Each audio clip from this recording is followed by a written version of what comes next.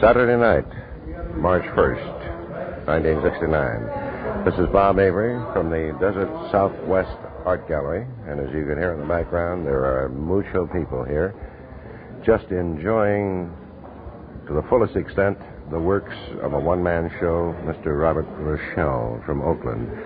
And fortunately, we have Mr. Robert Rishell here. Bob, do you mind if I call you Bob? Not at all. That's good. We have a couple of Bobs. Right. Bob and I are both in the Rotary Club, and Bob is from Oakland, and he makes up here in Palm Desert every time he's down here at the Desert Southwest Art Gallery. Bob, you've got a whale of a show. Well, thank you.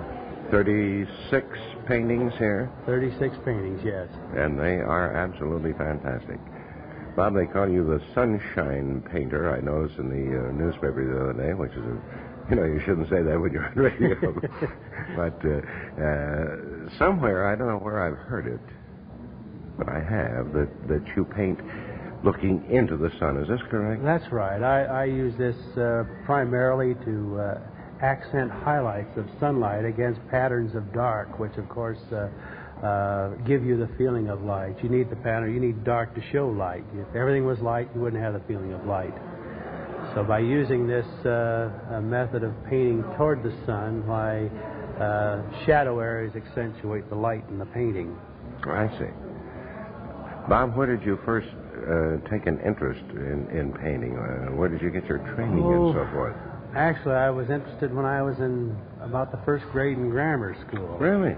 And had received some recognition in second or third grade by having some pictures taken of some of the things that I had done and put in the local newspaper, which was quite a thrill at the time to be recognized at such an early stage in my life. And from there on, my parents gave me a lot of support. They enrolled me in Saturday classes at an art college, which helped me along when I was in junior high school, and then I went on to high school and entered a statewide scholarship program in my senior year in high school and won the statewide scholarship, which carried California, me on. Yes, the state of California, and this carried me on for 3 years of college at the California College of Arts and Crafts. And I also won a second and third scholarship. One was for being the outstanding student in the college the second year, and the third was a Latham Humane Society contest, international contest, which I was very, very lucky to win. But all of this has been an encouragement to me, something to keep me going, something to keep me striving to improve, and well, you're a comparatively young man. Well, I may look younger than I actually am, but well, Bob, when you, let's not go to the age bit.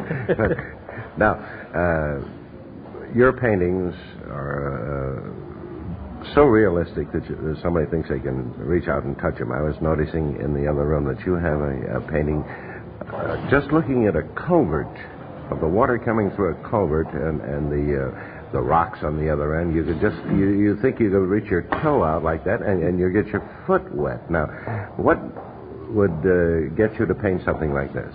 Well, when you paint, many people say, well, why don't you go to Yosemite and paint? Or why don't you go to the seashore and do a seascape? Or any number of scenes that are so familiar to people, and they're so beautiful that when you paint them, they look like a postcard. Right. So to paint something that you can really get a mood into and that is something out of the ordinary is the thing that I strive for. It's something that everyone has witnessed, they've all experienced in their life. Perhaps it's a small vignette in their life that has now passed. But when they see this, it brings back memories to them. And a pool that would come out of a culvert under a roadway is something that you might find in wandering through the countryside. But it has a certain amount of quiet, a certain peaceful feeling to it, the stillness of the water and the colors reflecting in it, the sun playing across the rocks. All of these things lend themselves toward making a more interesting composition and final painting.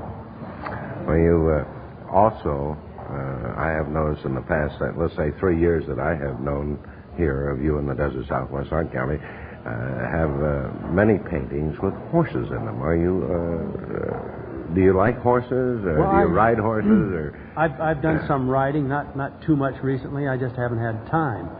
But to me, the horse represents a period in American history, and probably there are probably more horses. I've been told there's more horses, a greater population of horses in the United States now than there were back in the days when there weren't any motor-driven vehicles. Now, this is hard to believe, yes, it is. but the horse is a very, very popular subject. It's a very graceful animal. I very seldom paint them in violent action, but I like to paint them in quiet repose, where they're standing in the shade, head kind of relaxed, and maybe switching their tail to keep the flies off of them. Patterns of sunlight playing across their back, this type of thing that adds a sort of a nostalgia. A lady came in yesterday, I had one painting I did with the haystacks in the background, and she's very interested in horses and has been around them for years. She says, I can smell that painting, and that's the feeling I tried to get in it. Well, you have one in there this evening that I noticed that of two horses straining their necks for a bucket of apples that have sort of fallen over in a on the other side field. The other side of a stone fence, right. Just a little bit out of reach. I can remember that when I was a kid, seeing horses reach for that. It's you can just feel it. Bob, where do you go to do your painting? I know in the past, last year, I believe, you had some paintings here that you had done when you went up Highway 74 here in Palm Desert, looking down at the valley. Mm-hmm. I painted up high looking down for a change. I've done so many things in the canyon down here, and of course they've been very popular, and they don't stay in the gallery too long, but you don't like to keep doing the same thing over. In fact, I don't ever do the same thing over again. I'll paint the canyons, but they're ever changing. You can sit in the canyon for an hour and look at it and know 5 minutes. Is it the same? It's continually changing. The light changes, the color changes, the patterns of shadow change. But just the same, if you painted nothing but this type of thing, you'd begin to get stale. So I look for other areas. I go up to the high plateau above here near Anza to get a change of scene. There's a different type of growth. You find different colors, and sometimes looking out over the valley, you step back and you get a different perspective on it. And this, to me, it's like painting portraits. I do paint portraits, and I could get all the commissions I want to do nothing but paint portraits. But this would become rather boring or rather dull, because to do the same thing over and over, as I mentioned a moment ago, would be stifling. That's why I try to paint as many different types of things: the Sierras, or the Rocky Mountains, to the coastal plains of California, to the local desert here, or into the rural area, old barnyards, or anything that happens to catch my eye that has the mood that I'm looking for. Well, tell me, Bob, do you actually sit up there and do them live, or do you take a color photo? Or?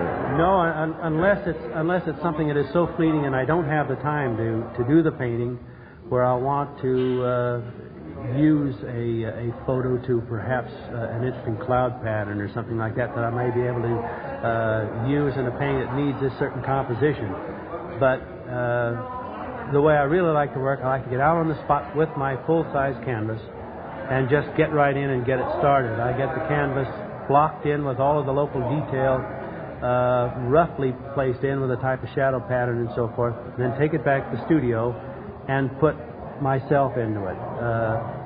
There's so much detail and so much local color that I don't care how fine an artist you are, the good Lord put it there, and it's never the same any two places. And if you try to project yourself into each canvas without going out on the local scene, you'd find pretty soon your rocks would all be the same shape, or the clouds would be pretty much the same.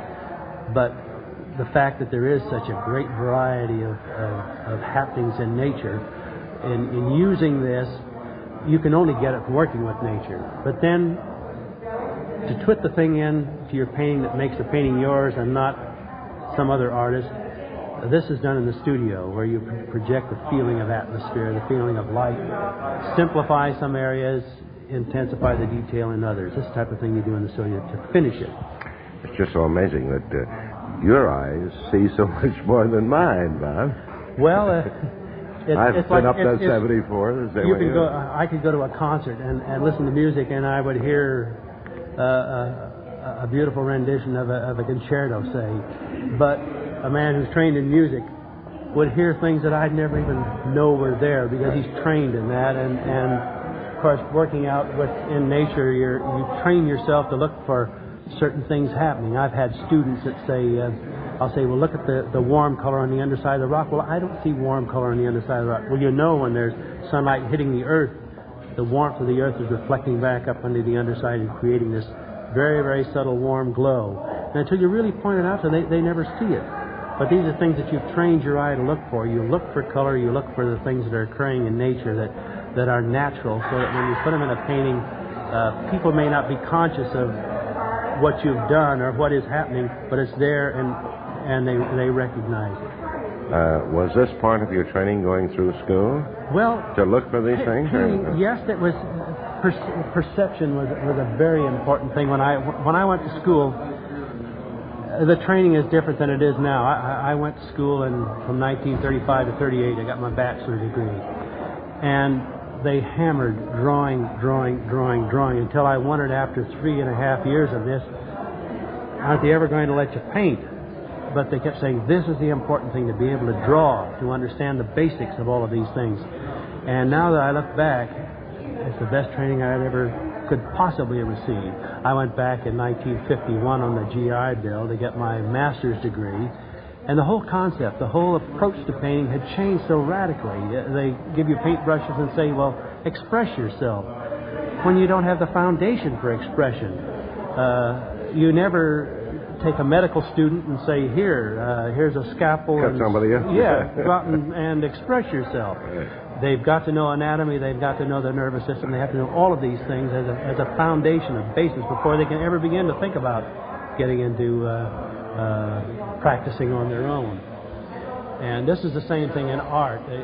You can go to school, get all the basic ingredients, but you really don't learn, or don't start to learn, to project yourself until you as an individual get out and approach it as an individual. And you can't try to assimilate Andrew Wyeth, you can't try to assimilate Edward Hopper, or any number of Degas, or any number of painters that you may appreciate. Because when you do, you become a little so-and-so, or a little Degas, or a little Renoir, or a little Van Gogh. Yes. You've got to develop your own style and your own feeling, and set a goal and keep working for it. And the day you think that you have accomplished this is the day you'd better quit, because the horizon is always just beyond the next hill.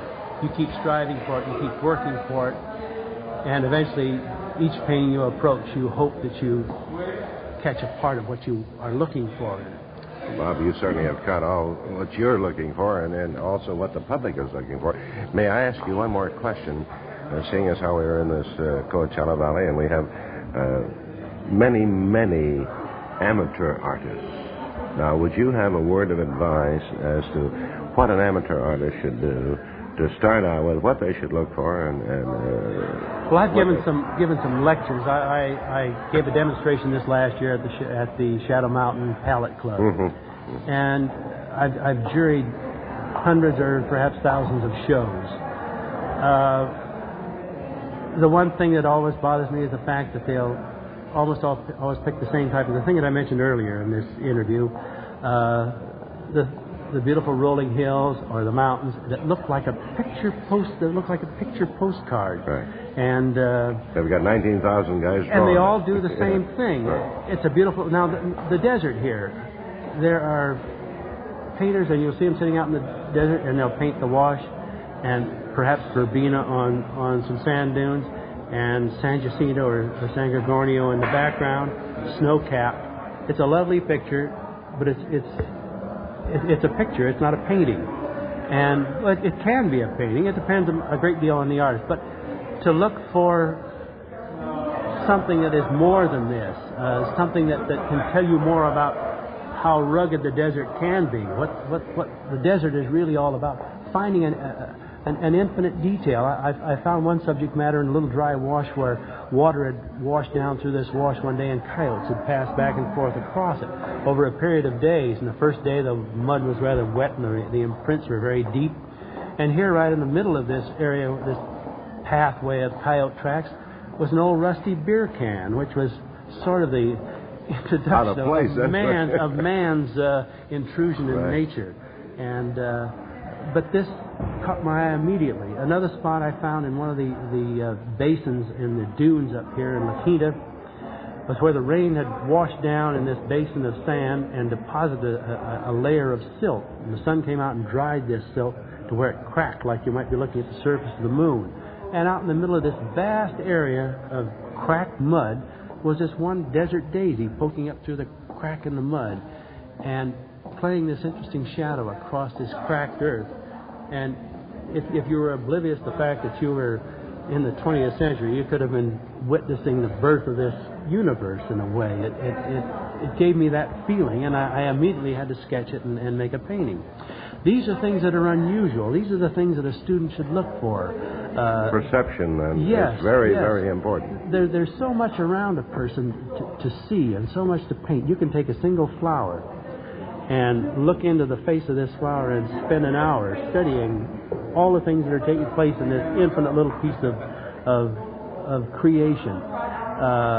Many people have walked back in that lovely yellow patch of flowers but never really see the flowers. They look at them, they don't see them. And to teach yourself to see, this is the important thing. And there's so much in life that you can gain by doing this. Oh, golly, yeah. Robert Rishell, thank you so much for talking to us on our KZUO microphone. I'm very happy that you came to the Desert Southwest and gallery and were able to see my show. We want all our people in our radio audience to come out and see your show because, personally, I think it's fantastic. You are probably we heard you introduced up at Rotary Club the other day as the finest artist in the United States. Oh, he was being very kind. Well, I think so too. Thank you very much. For that. Bob, thank you very much. And stay with us for a long time down here. And I'm sure that our people in the radio audience have learned a lesson from what you've talked about how to look at things. Oh, very good. How to paint, to look for the little things and be perceptive. I appreciate this opportunity to express a few of my feelings anyway. Wonderful.